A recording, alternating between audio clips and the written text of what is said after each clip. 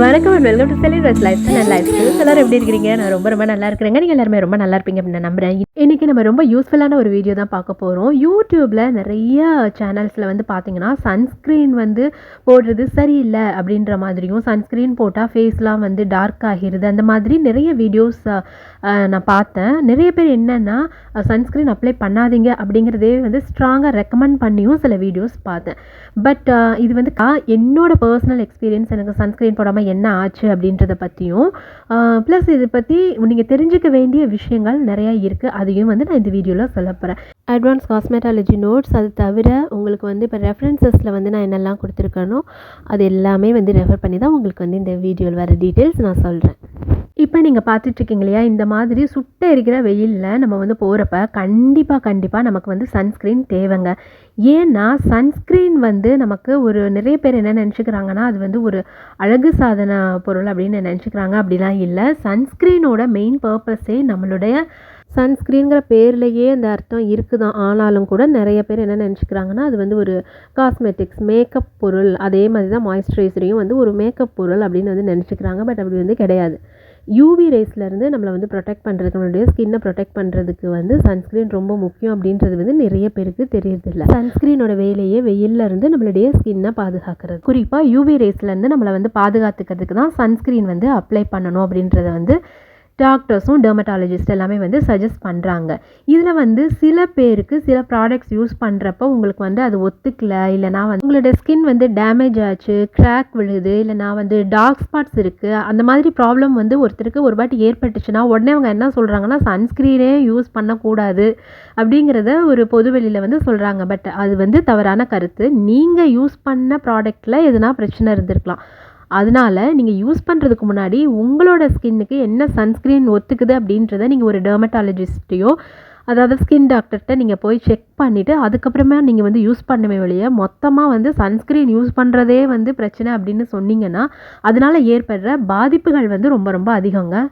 SPF 20லேருந்து 50 வரைக்கும் யூஸ்வலாக நமக்கு வந்து சன்ஸ்க்ரீன்ஸ் கிடைக்குது. இது வந்து நம்மளுடைய ஸ்கின் எந்தளவுக்கு சென்சிட்டிவாக இருக்கோ அதுக்கேற்ற மாதிரி நீங்கள் இந்த SPFோட ரேஞ்ச் வந்து இன்க்ரீஸ் பண்ணணும்.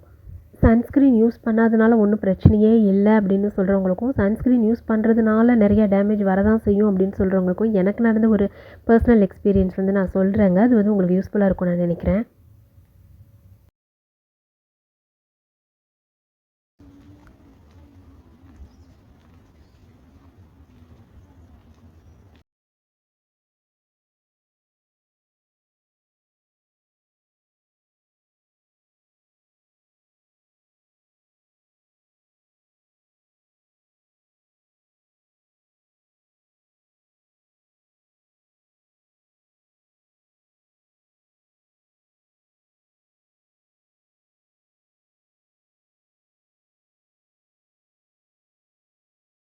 என்னோடய ஸ்கின் வந்து ரொம்பவே சென்சிட்டிவ் அப்படின்றதுனால யூஸ்வலாக வந்து நான் சன்ஸ்க்ரீன் யூஸ் பண்ணுவேன். ஒரு வாட்டி வந்து ரொம்ப சில்லான மழை பெய்கிற கிளைமேட்டில் தான் நான் வெளியில் சுற்றுறோம் அப்படின்னு சொல்லிட்டு கிட்டத்தட்ட ஒரு நாள் ஃபுல்லாகவே வந்து நான் சன்ஸ்க்ரீன் போடலைங்க. ஆனால் அந்த கூலான சுச்சுவேஷனில் கூட அப்படி ஊசி மாதிரி குத்துற அந்த வெயில் இருக்குல்ல, அது டாலரேட்டே பண்ணிக்க முடியல. ஆக்சுவலாக அப்போ வந்து ஒன்றும் தெரியல. பட் கொஞ்சம் நேரம் கழித்து வீட்டுக்கு வந்ததுக்கப்புறம் பார்த்திங்கன்னா ஃபுல்லாக வந்து ரெட்டானா மட்டும் பரவாயில்ல, அப்படியே வந்து ஸ்வெல்லிங் வர ஆரம்பிச்சிருச்சு. ஸோ எனக்கு வந்து பயந்தே போகிற அளவுக்கு அப்படி ஸ்வெல் ஆகிடுச்சு. கிட்டத்தட்ட ஒரு 2-3 டேஸ் கழித்து நிறைய ஐஸ் க்யூப்ஸ், அதுக்கப்புறமா வந்து கர்டு, அப்புறமா வந்து டெர்மட்டாலஜிஸ்ட் ஆயின்மெண்ட்ஸ் இதெல்லாம் வந்து யூஸ் பண்ணதுக்கப்புறம் தான் நார்மல் ஸ்கின்னே வந்து வந்தது. ஸோ சன்ஸ்க்ரீன் வந்து தேவையில்லை அப்படின்னு சொல்கிறவங்களுக்கு வந்து மேபி அந்த மாதிரி பர்சனல் எக்ஸ்பீரியன்ஸ் இல்லாமல் இருக்கலாம். பட் எனக்கே இப்படி ஆனதுக்கப்புறம் தான் வந்து எனக்கு அதோட இம்பார்ட்டன்ஸ் தெரிய ஆரம்பிச்சிச்சு.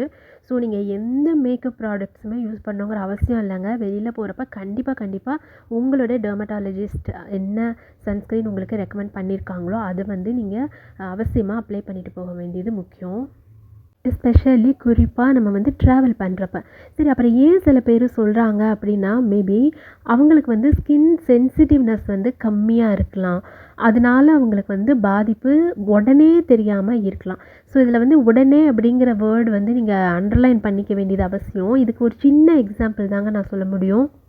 உங்களுக்கு இப்போ ஈஸியாக புரியும்னு நான் நினைக்கிறேன். இப்போ வந்து நமக்கு வீட்ல லைட் கலரில் தரை இருக்குது, இல்லை லைட் கலரில் வந்து கிச்சன் ஸ்லாப் இருக்குதுன்னு வச்சுக்கோங்களேன்.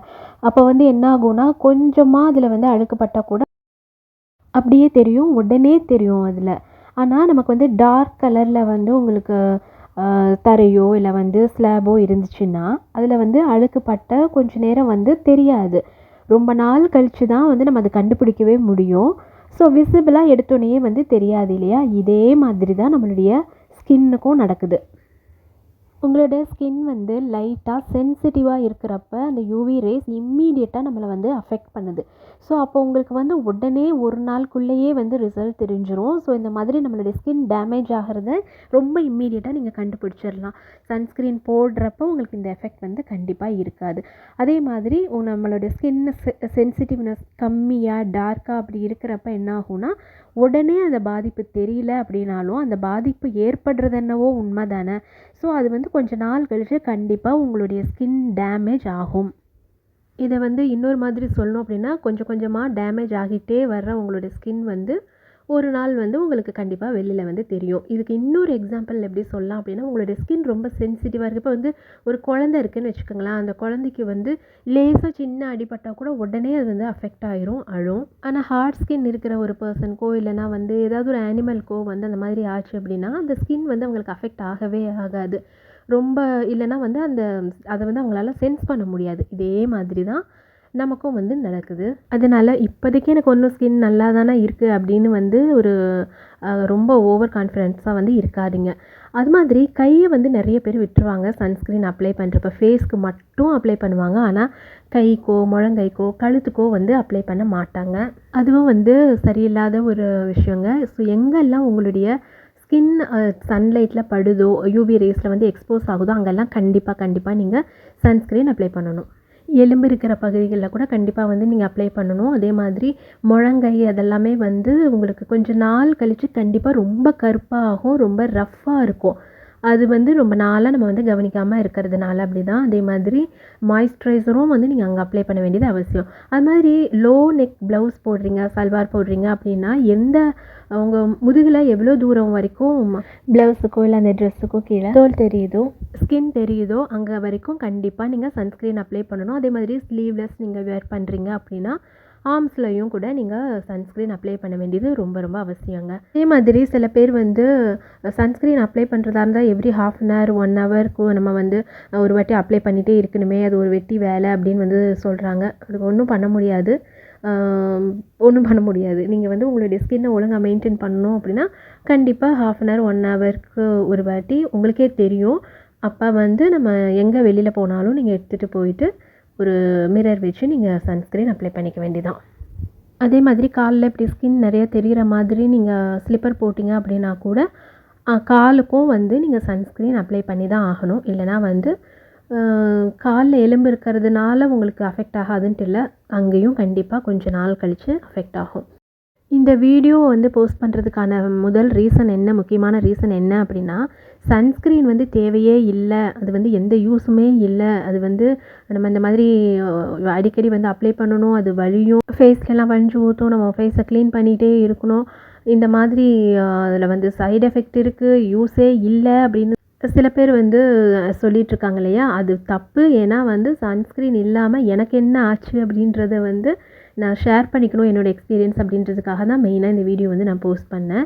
அதே மாதிரி யூடியூப்ஸ்லையும் குறிப்பாக யூடியூப்பில் தான் மெயினாக சில மாய்ஸ்சரைசர் வந்து எல்லாருமே வேறு லெவலில் இருக்குது, அப்படி இருக்குது இப்படி இருக்குதுன்னு சொன்னதை நம்பி காஸ்ட்லியாக, இன்ஃபேக்ட் அது வந்து வேறு கண்ட்ரியில் மேனுஃபேக்சர் பண்ணதாச்சுன்னு சொல்லி நம்பி வாங்கி அது எனக்கு வந்து செட் ஆகாமல் போனதும் வந்து இருக்குது.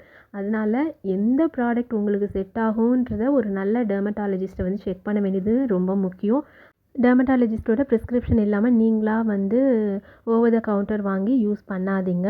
அதே மாதிரி கண்டிப்பாக வந்து உங்களோட ஸ்கின்னில் ஹார்டான பகுதி இருக்கும்ல நம்மளோட உடம்புல, நீலையோ முழங்கையிலையோ இல்லை வந்து காதுக்கு பின்னாடி அது மாதிரி கொஞ்சம் போனாக இருக்கிற இடத்துல வந்து நீங்கள் செக் பண்ணிவிட்டு அப்ளை பண்ணி க்ரீம் வந்து உங்களுக்கு ஒத்துக்குதா அப்படிங்கிறத செக் பண்ணிவிட்டு அதுக்கப்புறமா சென்சிட்டிவான இடங்களில் ஃபேஸ்லலாம் வந்து நீங்கள் அப்ளை பண்ணுங்கள். இது தெரிஞ்ச விஷயந்தான். பட் இருந்தாலும் நீங்கள் வந்து ஒரு சன்ஸ்க்ரீனே தப்பு அப்படின்னு ஒரு பேட் எக்ஸ்பீரியன்ஸால் சொல்கிறவங்களுக்கு நான் சொல்கிறேன், மேபி கொஞ்சம் வருஷம் கழித்து அவங்களுடைய ஃபேஸில் நிறைய ரிங்கிள்ஸ் வர்றப்ப தெரியும். குறிப்பாக வெயிலில் வந்து அலையிறவங்களா இருந்தாங்கன்னா கண்டிப்பாக வந்து அப்போ தெரியும் அதோட பாதிப்பு. ஸோ உங்களுக்கு வந்து இந்த மாதிரி நடக்கக்கூடாது அப்படின்னா கரெக்டான டெர்மட்டாலஜிஸ்ட் பார்த்து உங்களுக்கு உங்கள் ஸ்கின் டைப் என்னன்னு தெரிஞ்சுட்டு உங்கள் ஸ்கின் டைப்க்கு ஏற்ற மாதிரி சன்ஸ்க்ரீன் வாங்கி யூஸ் பண்ணுங்கள்.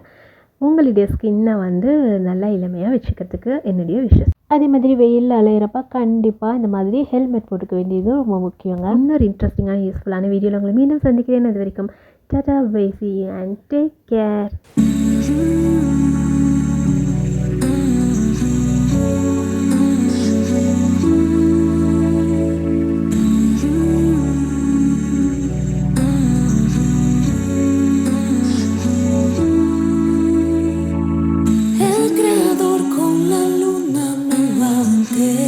La penumbra ya se de mi parte.